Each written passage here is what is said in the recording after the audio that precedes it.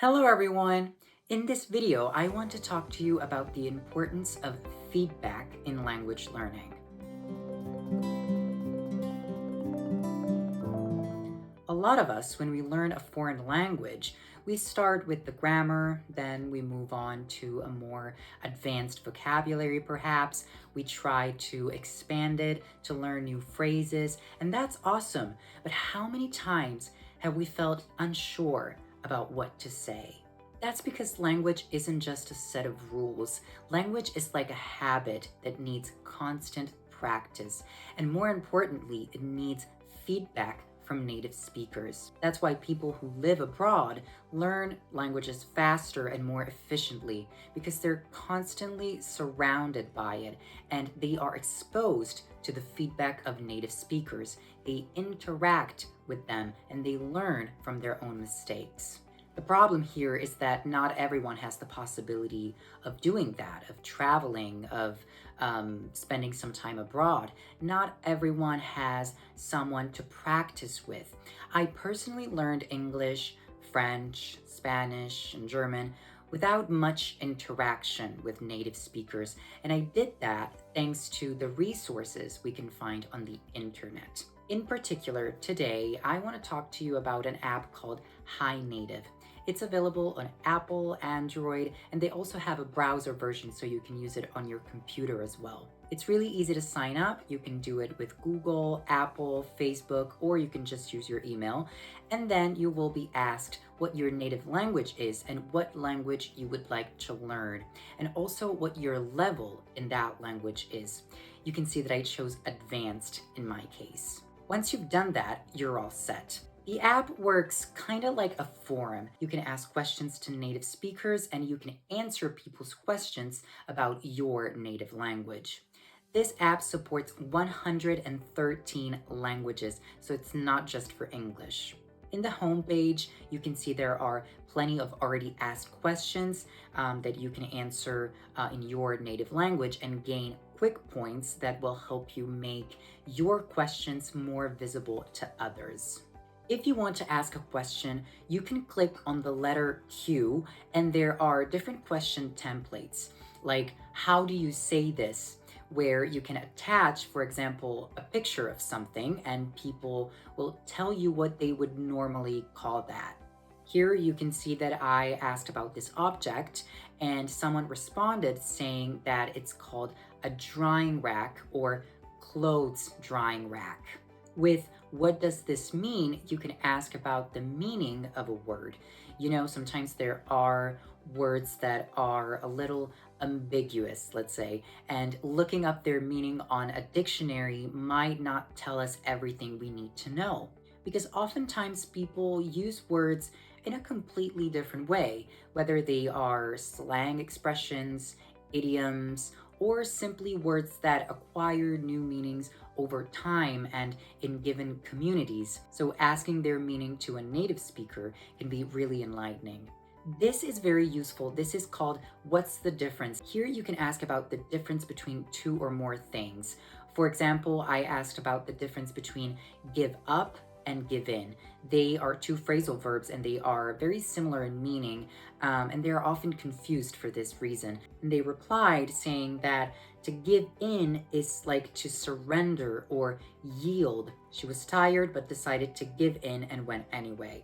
To give up is to quit altogether. He couldn't fix the car, so he decided to give up and call a mechanic. You can also ask people to give you example sentences using a word, an expression that you really don't know how to use in context. That's also very helpful because how many times has it happened that we know the meaning of a word or a verb, an expression, whatever it is, but we don't know how to actually use it in a sentence. And that can really help us understand it better. There's also a section about pronunciation. Here you can ask about the pronunciation of a specific word and people will send you a recording of how they would say that in their native language. And vice versa with this other template, you can record yourself and ask people to give you a feedback. You can ask them if your pronunciation was correct. For example, I asked people to show me how to pronounce the word literature because its pronunciation is very infamous among English learners, especially when it comes to US English. And this is the recording that someone sent me. Literature.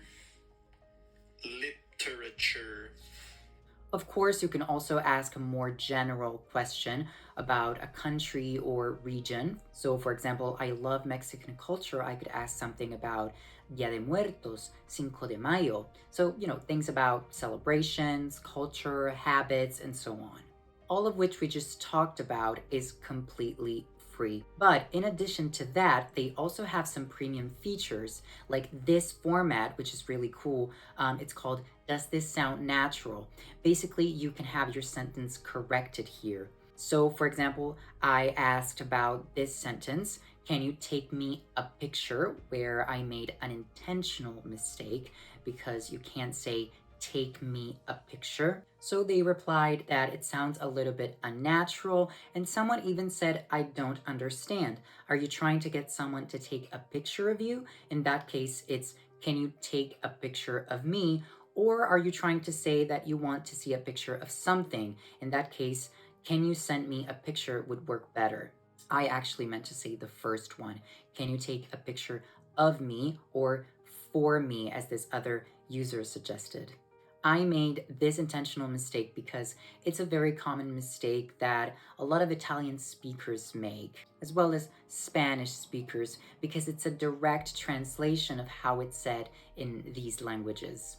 Foreign language diary. With this format, you can write a diary, you can keep a journal and have it corrected by a native speaker. So if that's something that you like, keeping a journal, this could really be helpful. By the way, writing a diary, keeping a journal is a great way of practicing the language because by writing, you're going to have to make some choices. You're going to have to think about what you're saying. And in that case, you actually have time to do so, unlike spoken language. So it's really good practice. These two formats that I've just talked about, Does This Sound Natural and Foreign Language Diary, as I said, are only available to premium users. So make sure you upgrade the app to premium. You can also get a free trial.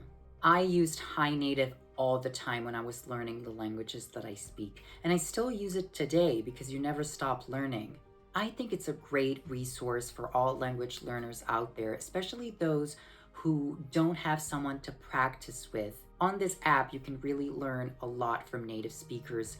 And also, something that I believe is very important to mention is that there are no DMs on this app, no direct messages. That means that people cannot use this app for dating, for example. So it's really safe and you will not be bothered with unwanted messages. All right, you guys, I hope you enjoyed this video.